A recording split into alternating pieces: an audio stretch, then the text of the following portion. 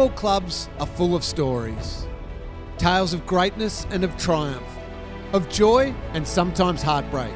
But there are stories and then there are legends. Thanks to McCafe, we will talk to some of the Geelong Football Club's greatest players and hear some of their greatest stories. Welcome to Legends of Kardinia Park.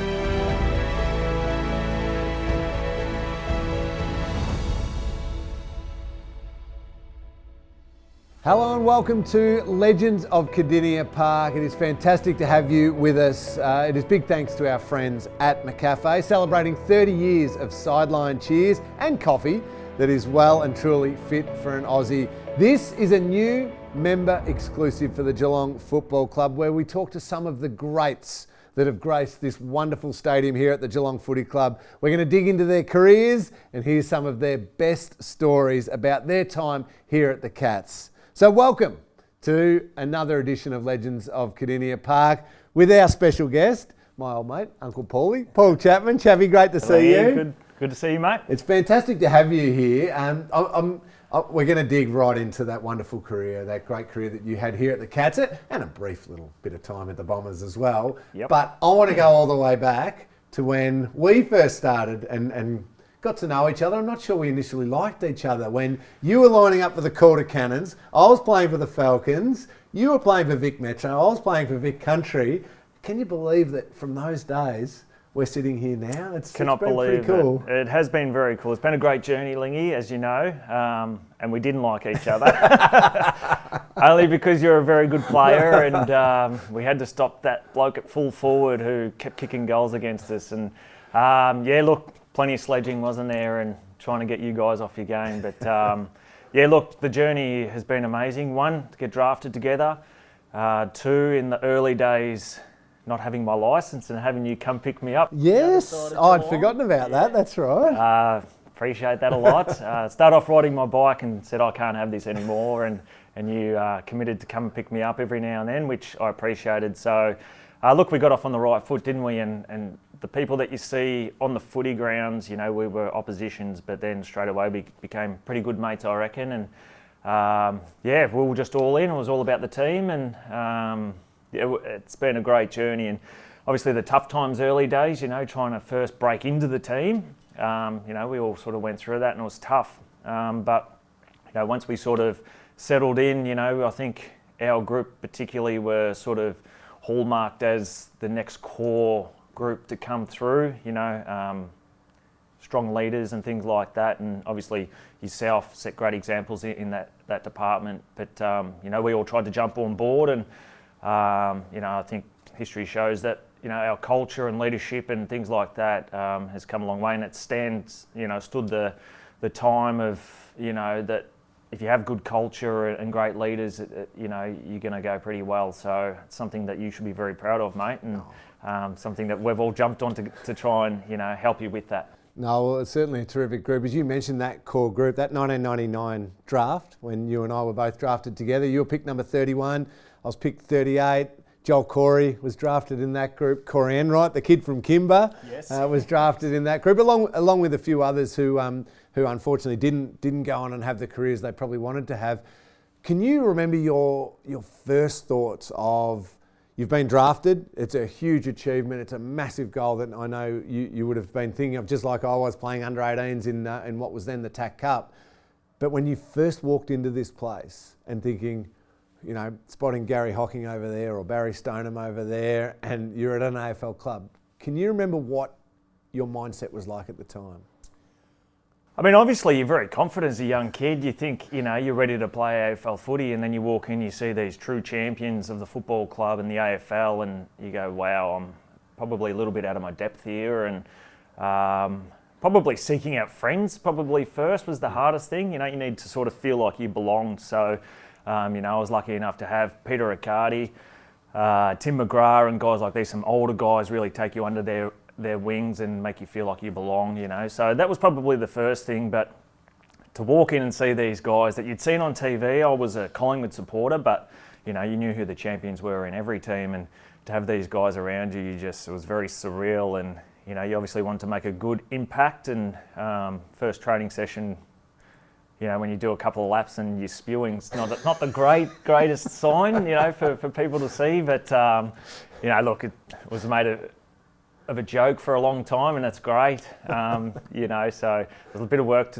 for me to do with my fitness, but, I eventually got there. And, all you really want to do is be respected by your teammates. And, I think, eventually you got to work hard to do that, but I felt like that happened.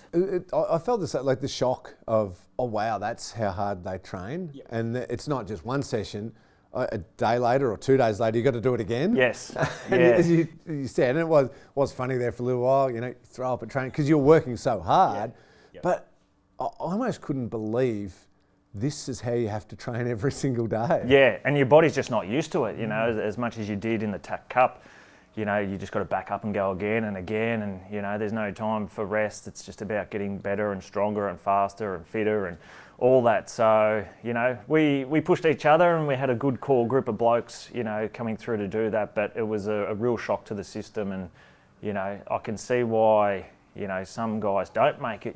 Because it's just that level that you've got to step up to train, let alone play. It's a massive one. You mentioned that you barracked for Collingwood growing up. Yep. Your first game was against the Pies. It was. Do you still remember it? I do, yes, I do. It was around 13, I think, 2000, and Nathan Buckley was my favourite player, so I got to play against him. And I remember we would have been down by about 40 points at half time, I reckon, and came back and won that game. It was a special win, and one that you never forget. Playing your first game was really exciting, and to do it against Collingwood and Nathan Buckley and all this was, it was super exciting. So it was a good start to the career. It was 1 from 1, and to get my opportunity was great.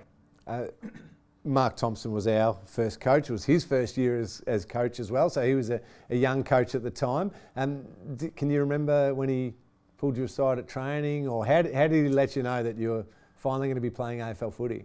I can't even remember that, to be honest. No. I remember, my first training session ever, he actually, because he lived in Greenvale and I was a Fawkner boy, he actually came and picked me up. My first training session at Geelong. So, travelling down the highway with the senior coach. That would have been an awkward car trip. It was nervous. I woke up, my dad was waking me up. He goes, Bomber's here, had no breakfast, nothing, straight in the car. I'm thinking, this is not a good start. So, it felt like a very long ride down the highway.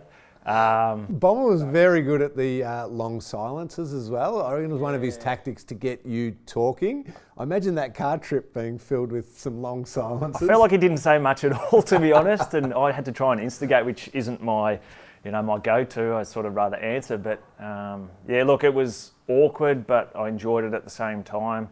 He did ask a few questions, but it was my 18th birthday, first training session. What I wouldn't experience was just like, welcome to, AFL footy, and just put me out of my comfort zone from the start. For the first couple of years, like a lot of us, I imagine it was, you're just happy to play, just to get a game, and then you just want to play one more. And I think you played a final in your first year, in the elimination final against Hawthorn. Yep. So you've had that taste of it. Second year, you want more of it, but it's still finding your feet and just hoping to get a game. Was there a moment where you felt, okay, I belong a little bit here, or I understand what it's going to take to become a really good AFL player? I did. I felt like, and probably a lot of players say this, but I felt like I was starved of opportunities. Yes, I felt like I was given some opportunities early in my career and played 4 games in my first year, 9 in my second. And then 2002 came around, and I think Ronnie Burns might have been injured, so I played round 1, and I don't know, I kind of felt like it was given to me. I think Bomb even might have said, you're not ready, but, you're the next man in to play that role. So I played anyway. We didn't play great. I got dropped. And from then I got starved of opportunities for about 12 weeks. And, you feel like you're going well in the VFL. I was, possessions were pretty good. I was kicking goals, and I'm thinking, what more do I have to do? And later on, found out that was his plan, starve him of opportunities, make him really want it, and when he gets his chance, he doesn't look back. And I remember being out here, it might have been around 12 or 13 or something like that. We played the Bulldogs and had a really good game.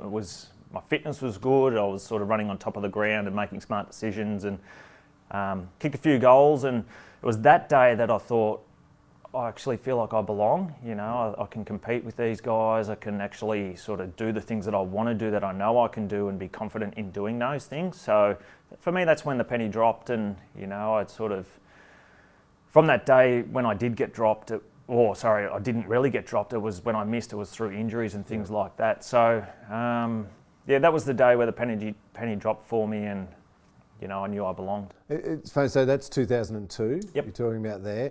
That evolution of you and having that mindset, you still then went back and played in a VFL Premiership that year, and a very famous VFL Premiership. It was filled with, I think, Gary Ablett Jr., Jimmy Bartell, Yep. Steve Johnson, James Kelly, Yes. core of that Premiership in 2007. That sort of mindset of still experiencing success, but ultimately not the success you want to be at AFL level. Can you remember the VFL flag? I can, yes. Yeah, I remember.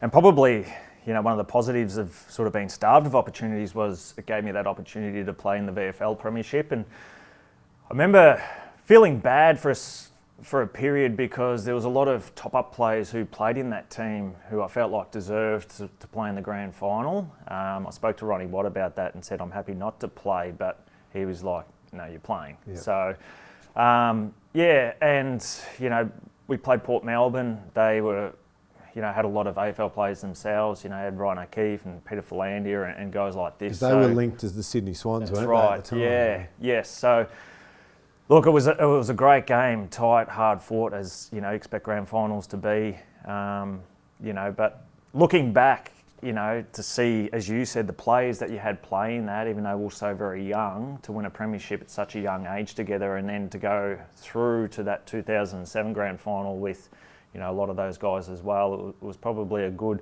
prequel to, you know, setting us up and, you know, playing together and in big games, and you know, sort of understanding each other to then allow us to play the way we did sort of later on, and winning AFL grand finals, I think, had a big part of it. It's still, from your own journey, a big jump to go from, okay, I think I belong at AFL level and I'm good enough to play in a VFL Premiership in that core, to then playing really great AFL football. And 04 we make a prelim final, 05 we make a semi-final, and famously Nick Davis, bloody Nick Davis. Yep.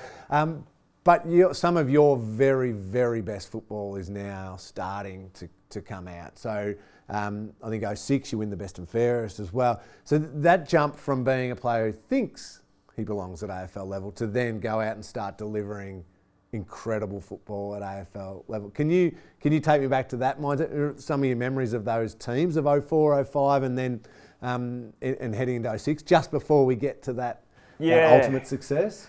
I mean, look, it was a little bit of a roller coaster ride, really. Like for the team, myself, a little bit. I think it's more confidence in, you know, you're doing the work, you're getting through training a little bit easier. You know, you're still pushing yourself and hanging over the fence, but things just seem to be a little bit sort of easier. The whole waking up early, preparing, training hard. I don't know, when you have five years of doing it, it seems to be a little bit easier, and you get into a really good routine. So I suppose for all of us, it's all just, you know, the progression of, you know, wanting to get better and training harder. And so, look, 2004 was a special one. You know, I think we had a lot of belief in each other, and you know, when you believe in each other and you can see the footy club getting better collectively, and then individually you see people getting better as well, I think it just sort of rolls on, and it sort of just starts to happen for you. You know, 2004 to play in, you know, a prelim against Brisbane, who were going for 4 in a row, only get done by 8 or 9 points, you know, and I feel like we were sort of very unlucky not to win that one. You know, was a really good year. I've never walked off the ground losing a final, let alone a prelim, and be so happy with that. You know, like, it was a missed opportunity, but I don't know, just the way that we played together and for each other, it was a special day for me. I thought, you know what, we're going to be a really good team after that one. Yep. You know, 2005, again, I think as a team we got better, and individually we got better. You know, Nick Davis sort of got us, you know, in a brilliant performance by him, but, you know, I still felt like we were sort of heading in the right direction. 2006, felt like the wheels fell off a little bit, for us, and we won the NAB Cup that year, and I think we won the first 2 games of the year and we're almost Premiership favourites. Yes. But it was, if you agree with it, I'm not sure we fully knew what it took to be a really good team though. We were probably reliant on talent and a bit of like, oh yeah, we sort of know what we're doing. Yep. We didn't fully get it, did we? No, we're young kids, weren't we? We're kids, and we're just, sometimes that's the scariest, to play against kids who don't know what's going on, and when it works really well. But at the same time, when you get challenged, you sort of fall apart pretty quickly too, So, yeah, look, I totally agree with that. Maybe the 2006 stuff we really needed, that kick in the backside. All of a sudden, Bombers getting questioned, and there's a review on the football club, and there's a lot of questions being asked, and I think that really gave us a good kick in the backside to say, hey, let's just be our best. And I remember us talking about just making each other better, just really buying in, committing to making each other better, making the game easier for one another. And I don't know, once we all committed to that, it's amazing how quick the penny just dropped for us, didn't it? It just seemed to sort of unfold itself for us. And we played Richmond round 6. It wasn't a great start to the year for us. We were 2-3 or something like that, and we went out and played Richmond and won by 180 points or something like that. And I think everyone just said to, that's the way we're going to play footy from now on. And yeah, well, what an exciting sort of 5 or 6 years from there. Yeah, so can I take you to later that year? Your memories. It's funny now, I look back, there's an enormous weight on that team, the burden of expectation. 44 years since the Cats have won a premiership. They are, I think externally we were seen as the best team in the competition. I think it was 9 All-Australians or something that year. But still needed to go and win it. Yep. Do you remember the build-up during that week to grand final week, to the 07 grand final? Do you remember the rooms before the game? What was your feel going into it? Because I'm sure we all had different feelings, swirling emotions leading up to that. Well, look, I remember the whole week was, weather-wise, was beautiful, and you sort of run out and it's like cut grass, the smell of cut grass, just little things like that. You just go, well, this is the most perfect week, and the build-up. And, I remember Bomber just saying, just enjoy everything about it, So I really did just enjoy the whole process of the whole week, enjoyed training. It wasn't over the top. We didn't have to do a whole hell of a lot more. Fitness-wise, it was just sort of having fun. So, look, I enjoyed everything about it. I remember being concerned. I remember Port Adelaide beat us here in the last round of the year 21, by a point. Yeah, and I remember talking to Cam Mooney and just saying, a little bit concerned, like, them at their best are really good, I know we are, but, I have concerns. And he was great for me. He just said, don't worry about it at all. He said, we're a good team. And when we get going, he said, we are hard to stop. So, I don't know, he just made me feel really calm about us heading into, to meet Port Adelaide. And, just as soon as he spoke to me, the worry just kind of went. I went, okay, he's very confident in what we're about, and, I should be too. And, then we went and did the parade. Yeah, that was pretty magical. Yeah, which was great. It's a great experience to do that. So it just sort of just flowed. It was a great week. I embraced as much of it as I could, sort of got rid of those worries. And grand final day, we were very calm. We were very calm before the game, Well, I was very calm and everyone seemed very calm. I think we were very sure in what we were doing. If we just executed, what we had for a long period of time throughout that season, that we would be okay. And everyone just playing their role, and there's a lot of single liners like that, play your role, make the game easier for each other, make your mate a better player and things like that, and words became actions. And then, when we delivered like that, we were a hard team to beat. And, it was a great way to start the grand final. As we're able to now look back, 16 years later, it is pretty remarkable. Those, you could call them cliches if you want to, but when they're in action and all powerfully come together on one day, it was a pretty remarkable day, wasn't it? I mean, the way that the group gelled together and played that incredible united football. And I know you're going to be hesitant to bring it back to you. 4 goals, a remarkable effort on a grand final day. and one of the great hangers in grand final history. Milbourne hoping for Corey Harley. Oh, Chapman! Paul Chapman! Was it just, what was your mindset when you're going for that one? Was it just, yeah, I got this. Where everything's working today, I'm just going to take a hanger? Yeah, there was a bit of that. I just thought, just go, just go and have a fly. I mean, there's things that you just dream of as a kid, and then when they start to unfold, kicking goals in grand finals, the way we played as a team, the opportunity to go for a hang, things like that. It's things you dream of as kids when you're at the park by yourself, just having a kick, shots from boundaries and things like that, all these stuff kind of unfold in front of you. So, yeah, it's, I kicked 4 goals and I took, a mark that I'm really proud of. A good hanger. Yeah, a good hanger. But again, and I'm going to go back to the team because that's what we were and that's all we know, all we knew. The way that we played was special, wasn't it? Yeah. Like, we were committed, we were hard, ferocious. I mean, at the last quarter, we just said, why would you want to play any other way? Let's not play any different. We committed to playing this way, so let's finish off the game that way. And, as you said, like, you can call them cliches, but when they're put into action, they're really powerful, and, we made them powerful. Can you remember the moment where your mind shifted from, right in there, I'm just competing, I'm doing everything, to, we've got this, I'm a premiership player? Yeah, well, half time it would have been easy to say we've got this, although we didn't allow each other to do that, and I didn't allow myself to do that. It was 3/4 time, definitely. We were 80 points up or something, I suppose. That's probably when it sunk in, and we're premiership players. We've won a grand final. How amazing! And then it was lock on. Let's finish off the way. So, and we did that.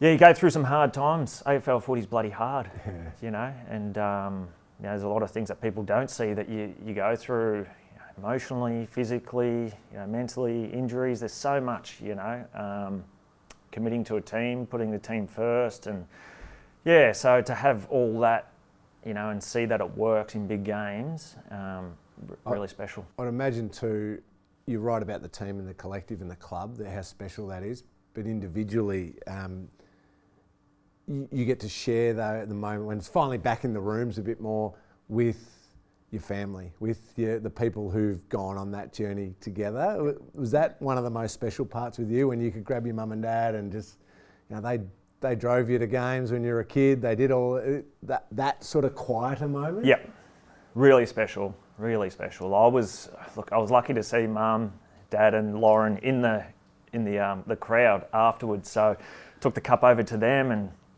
that was really special. You do. They put so much time into you, and then to be able to give back and they get to see how happy you are and all that hard work and how it was worth it. But then you actually finally get to say, this is ours. This is what we did. This is a big commitment that we all put in. Special times, and now that I'm retired, you get to look back and enjoy these things. When you're playing, you do enjoy them, but you move on pretty quickly to what's next, the next year, how do we get better, kind of thing. So to retire and be able to look back and really enjoy them, and particularly talking with you about them as well, it's special. We've got another about 5 hours in front of us. I'm just going to keep talking about them. Fast forward quickly, as you said, in footy you do move on. You mentioned before about a moment, when you're a kid in the park, taking a hanger in a grand final. There's another moment that will go down in AFL history, but also Geelong Footy Club iconic status. The toe poke in the middle of the ground, the 09 grand final, Scarlett to Ablett, the long kick, Rook flies, Varco out to Paul Chapman. On your left? On my left. On your left, yep. With a torn hamstring, mind you. Yep. That moment, can you give us the build-up? How did you get there? How did you know? Just run us through it. Yeah, well, it is special. What a special moment for the footy club. So, obviously, I suppose to build it up, we've got to talk about how good, St Kilda were that year. They were a super team. They only lost twice that year. We knew we were in for a battle. And we knew if we were going to win it, it was going to be right down, to the wire. And yeah, I suppose, as you just said, it sort of, Gaz was free in the middle. Probably one of the things was, Zach Dawson had to leave to try and intercept, and they had a couple of men behind the ball. So that left only one behind the ball, I feel like, I think they only had one behind the ball. That drew him out. Yeah. And then when the ball spilt, and it's funny listening to Gaz, because Gaz thought he had it and he was out, and then all of a sudden he's sort of been spoilt, and he thought, geez, we're going to lose the grand final here, from winning it to losing it. So just quickly, I was on the wing where the kick came from. Was it Stevie who kicked it? Stevie, yes. Yeah, and I've looked across, and that moment of, oh no, we're done.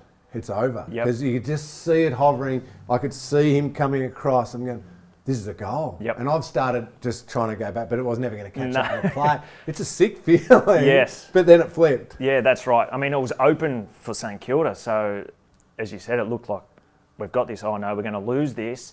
And then Scarlett toe poke, which was great. That's typical Scarlett right there. Rather than just grabbing it, to toe poke it was beautiful. And then Gaz, to have it, to kick it long. When Gaz actually had it running forward, my man actually ran up to Gaz to force him to kick it before he ran inside 50. So that actually left me free. And I knew I was free, and I was just hoping that the ball didn't go through. And when it all came front and square, I knew I was free at the back. And, it was great work by Shannon Burns in there to put his body in first, spilled out to Travie, who then gave it to me, And to be in that situation, was great. I was pretty confident that it was going to go through.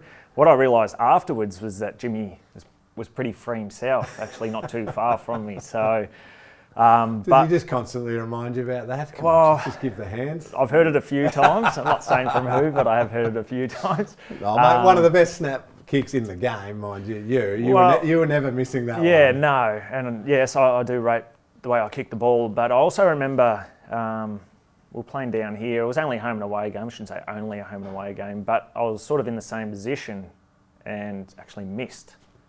And that'd be the only time you missed in your career. Yeah, and a few of the players let me know all about it. So, it's funny. I just kind of think things happen for a reason. Did I miss that goal to make sure that I was, worked on it more and more because I might find myself in that position? I don't know. But when I got the ball, the top of the goal square, I was pretty certain that it was going to go through, but very happy when it did go through, and the noise of the crowd when it went through was just something they'll never forget. Unbelievable. Most brutal game of footy I've ever played in that game.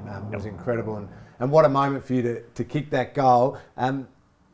A true test, I suppose, of a great player is the ability to perform in huge games and in huge moments, which that was one of them. Not that long later, 30 minutes later or so, your name's read out as a Norm Smith Medallist. You've played a huge role in the 07 Premiership and now a Norm Smith Medallist. I know it's team for you first because that's the way you've always been. But now in reflection on your career, is that pretty amazing thinking, I was one of those guys who was able to stand up in the most important games? That's always meant a lot to me, to be not the best player, but just someone who didn't let the team down. Someone who played their role, was a contributor, who gave everything they got. And someone that, when you look at someone at the end of the game, you can look at each other and say, well, we got the chocolates or we didn't, but I know that you gave everything that you had. That was important to me, So to play a role in big games was something that, was important to me. And I'm glad that for most part I did that. Was that the peak of your powers, do you think, too, 09? So you're All-Australian in 09.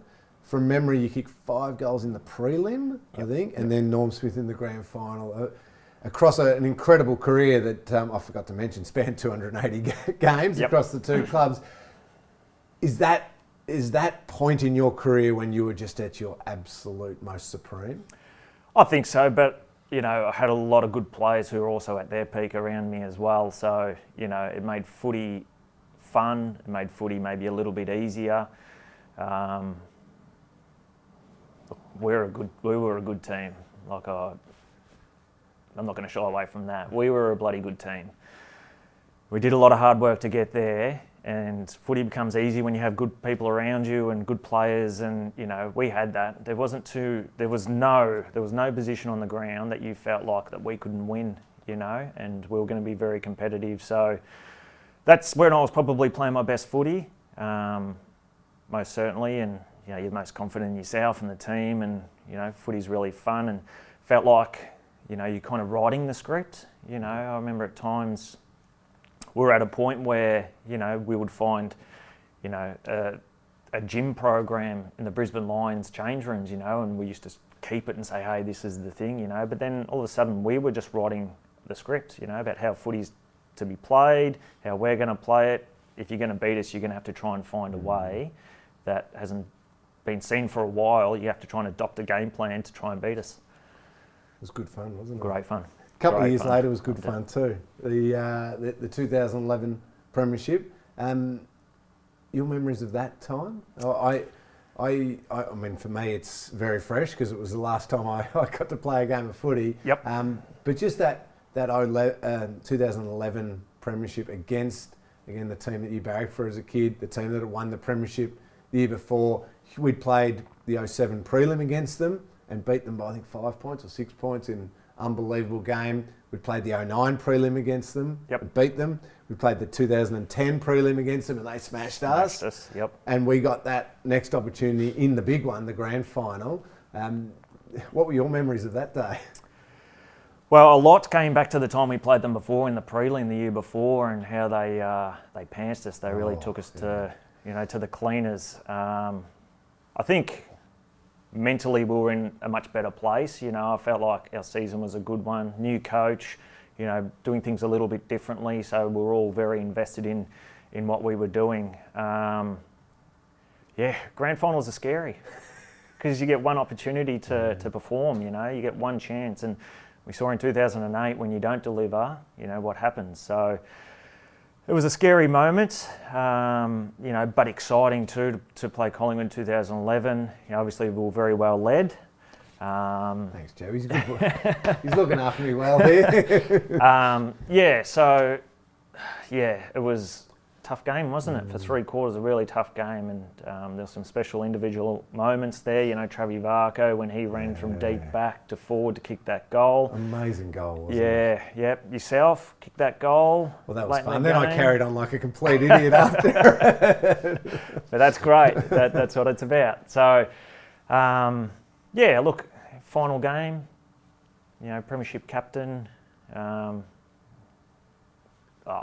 It's special. It's really special for, and it's not even about you, so many things in games that it means certain things to different people, and you understand what that means to them, and how exciting those things are. So, I think growing up from a young kid, you always play for the team, but, you do look at yourself about what you can do better, or, I kicked 8 goals and that was awesome, but then when your mind shifts to what it means to other people, and then you begin to play for them and how much it means to them. That's the thing that I remember most about footy, and that I enjoy about footy, and the selflessness and the sacrifice and all that. So I'm glad that I was part of a team who had those values, because people played for me as hard as what I played for them, and they were special times. Absolutely, they were. Unfortunately, those special times eventually have to come to an end. Yes. Can I ask you just about the move from, so you finish at the Cats, I think, am I right in saying, just felt like you had that little bit more to give. You just wanted to squeeze that little bit extra out of you. Such a competitive person, and wanted to play some more. So you go to the Bombers, have a terrific first year at the Bombers, and then the second year, unfortunately, probably your body doesn't allow you to do what you wanted to do. Well, am I right in saying that was the case? You just felt, there's still a little bit of hunger there. I need a little bit more. Yep, definitely. I would have loved to have stayed at the Cats, but things happen. That's footy. So, to go to Essendon, really happy with what an excellent club they are. And at that time, they were going through some hard stuff, So, at times it was challenging to be there because of all that stuff, but I'm really glad that I got to be a part of the Essendon Footy Club and see the way that organisation operates. And you're right, I did. I felt like I had more to give. The tank certainly wasn't dry. So, and I was really happy with my 2014 season. We got to play in a final. Unfortunately, we didn't win that. So that hoodoo still hangs over Essendon about, it's been a long time since they've won a final. And then 2015, I think you're right, my body sort of just started to fail me a little bit. It became a really hard year. And as a competitive person, though, and as great a player as you were, do you almost need your body to eventually fail to tell you it's the end? You do. Because if it hasn't failed, you're like, no, I can still do this. That's right. That's exactly right, because we are all so competitive and we all believe that we can do more and keep going. So, yes, it failed me. It was frustrating because it sort of failed me sort of at the start of the year rather than the end, So it became a real sort of grind that year for me. And I remember probably around, it might have been about round 12, to be honest. I said to Hurdy, mate, I'm done. I said, I don't have any more to give. My body's, not responding and everything like that. So I'm happy to call it quits as of now. Now, I was ready to walk away. It's a hard decision to make, that one, but as soon as it comes out, there's a real relief, about it all. He said to me, "Why don't you just play one more game?" I said, "No, I think I'm done, mate." He said, "No, I want you to play one more game." He said, "You deserve it." He said, "You deserve just to play one more game, make it about you, go and enjoy football, and all the rest of it." I'm so very grateful that he said that to me. Footy's never been about me. It's always been about the team, and I don't know. You got to have that nice moment. I did. Yeah, I really did. Off. Yeah, and I mean, I'm glad that he didn't say, "Okay, you're done." That's fine. He actually said, "Yeah, play one more game." So there was a solid 6-week training block for me. We pinpointed that Richmond was going to be the one. So to be able to run out last game, still compete, but it's a different kind of feeling. You're running out there, it's for the last time. I got to run out onto the ground with my son Miles, and I don't know, it's just a different feeling to be running out there with a different mindset, knowing it was the last one. You still go out there to compete and to win, but you just know this is going to be the last time, so it just feels different. You did run out on a footy field again after that. You continued to compete a bit at local football. A little bit. And still coaching now, which is am. fantastic. I do have to ask that just for the Geelong members watching this one right now. The passion for coaching, is it something that builds or something that wanes as the years go by? I'm certainly loving it. I am loving it. But no aspirations to coach any higher than what I'm doing right now. All Geelong fans will be shattered to hear that, but we've got to break some bad news on this one as well. A couple of quick ones to finish on. We were both lucky enough to have an incredible coach in Mark Thompson, who is some parts, if it's anything like me, hated him at times, but always trusted that he had the best interest and was going to get the best out of me. And I mean hate in a love-hate sort of way, because he would push and push and push, which I am so appreciative of. Your memories of Bomber and what he got out of you?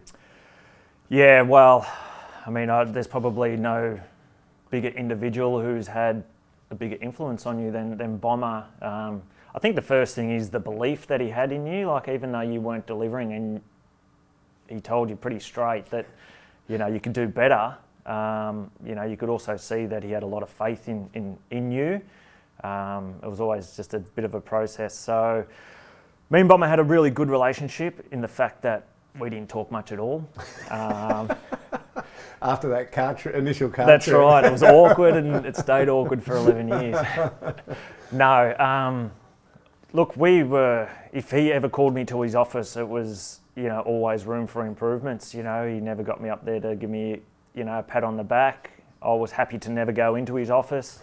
Some guys like to spend time with the coach and go in there and things like that, but we were different. He'd talk to me if I needed to know something, and I mean, we had a great time and we enjoyed the victories and stuff like that, but his office was almost out of bounds for me. He'd have to drag me in there to...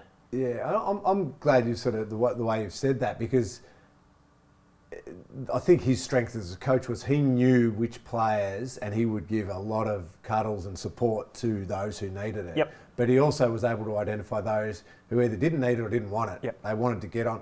I was a little bit the same. Our conversations were football. Yep. And we'd talk football fairly often, but only footy. Yep. Whereas you'd see him with other guys, and it was what they're doing off the field, social, like a little bit of a laugh and all that. That was the strength. So you weren't craving.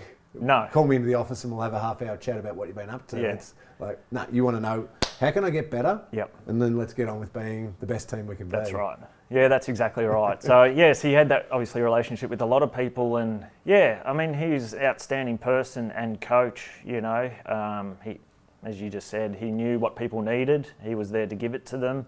And, you know, he was pretty tough on all of us, wasn't he? You know, he just had to deliver. And I like that about him. You know, he's wants the best for everyone, you know. And to do that, we all needed to be better. And, yeah, I've learned a lot from him, not only as a footballer, but also as a coach. You know, the stuff that he's taught me, I'm now sort of adopting and, you know, teaching my boys how to do things better, you know. So you never stop learning, and he certainly taught me a lot. You briefly touched on that 08 grand final. The Hawthorn rivalry, it was the 08 grand final. It was then the big stretch of the Kennett curse, or whatever they called it, of us winning the 2011 qualifying final, a great win against them. Some of your recollections of playing in those huge games against the Hawks? Rivalry is what it's about, isn't it? You know, they're the big games, and if you can't get yourself up for them, there's something wrong. So, look, I remember Bomber saying to us after the game, or the next time we played them, you know, if you're hurting as much as me, this team, you should never let this team beat you again. You know, that really resonated with me. And weren't they amazing games to be a part of? The ebbs and flows in them, like Yep. they could be well up, but we were always coming back. We could be well up, and they're coming back. You're never safe. You never felt comfortable. Had a lot of respect for Hawthorn, you know, about the way they went about it. A lot of people think it's hatred, but I think a lot of it's more respect. You know, you got to respect the good teams, and you know, we respected them. I would imagine they would have respected what we were about. So. They were great games. I mean, like Tom Hawkins kicked a goal after the siren, Jimmy Bartel kicked a point after the siren. It was just, they meant more than just the 4 points. So I know everybody got up for those. A couple of super quick ones. Hardest opponent you played on? Early days would have been Chris Johnson. Super player, tough as nails, wouldn't give you an inch. Learn a lot about football playing on him. I'm not going to put you under the pump and say best teammate you played with, but give us one of your favourites. Oh, Jimmy Bartel's up there for me. Super player, like good in the air, good kick, good person. He's just very all-rounded, you know. He probably wasn't the fastest player out there, speed-wise, but mentally he was pretty sharp. It's a hard one to answer, you know. Very close, Gary Abler Jr., you know, yourself. There's so many good players that are just behind, you know, so... I get to embarrass you here because I know you are team orientated, but best game of football you've ever played, individually? You can't say the Norm Smith Medallist against St Kilda either. We've discussed that one. Yeah. But where you've just gone, yeah, I was pretty damn good today. Yeah, I remember kicking 6 out here against Adelaide. That was one that sort of... But for me, probably the 2009 prelim. I kicked 5 against Collingwood. We sort of took them to the cleaners a little bit. That was a good game, I felt. Sometimes you worry because you think, have I kicked all my goals today and leaving none for next week, you know, kind of thing. But yeah, the 2009 prelim was a big one. Yeah, nice. Well, don't worry, you left some important ones for the following week.